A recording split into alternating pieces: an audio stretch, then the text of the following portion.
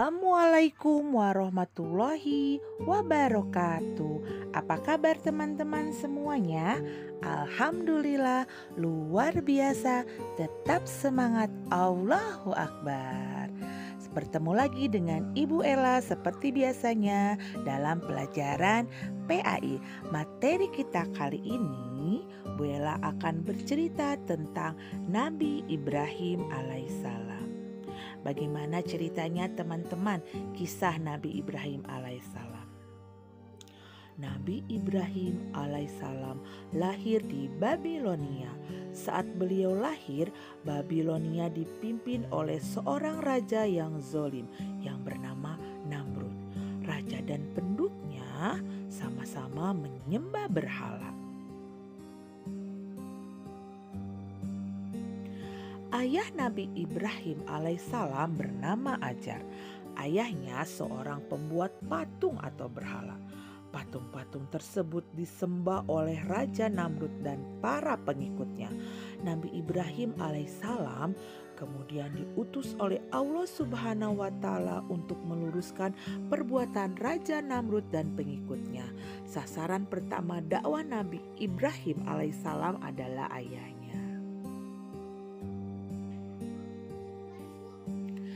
Kebiasaan Raja Namrud dan penduduk Babilonia adalah mengadakan sajian kepada berhala dan berpesta pora.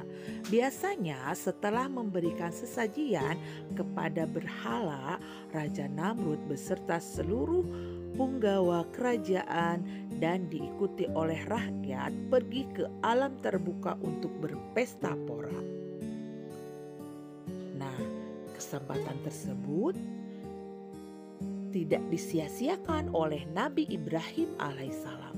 Nabi Ibrahim alaihissalam segera mengambil kampak ayahnya, kemudian masuk ke tempat pemujaan berhala.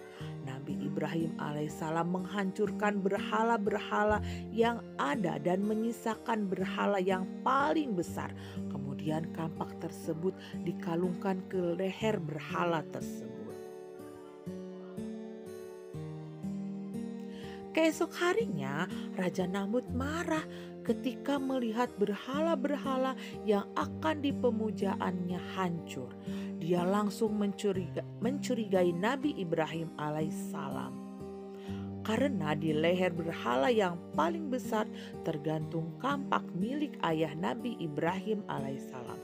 Nabi Ibrahim ditangkap dan dibawa ke hadapan Raja Namrud. Raja Namrud memerintahkan pengikutnya untuk mengambil kayu bakar sebanyak-banyaknya dan meletakkannya di sekeliling Nabi Ibrahim alaihissalam yang telah diikat tangannya. Kayu tersebut kemudian disulut api yang berkobar-kobar. Si jago merah melahap kayu bakar beserta tubuh Nabi Ibrahim alaihissalam.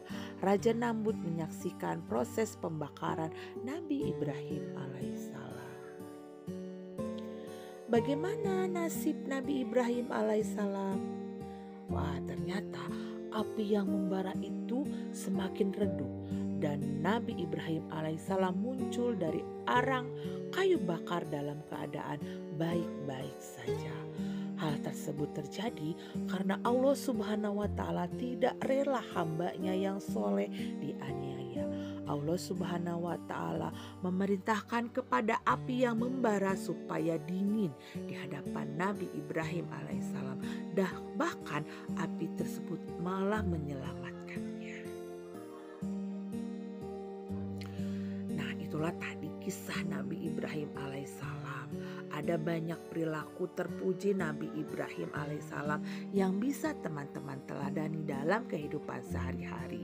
Di antara perilaku Nabi Ibrahim alaihissalam tersebut adalah yang pertama, Nabi Ibrahim alaihissalam sebagai nabi yang cerdas dan pandai.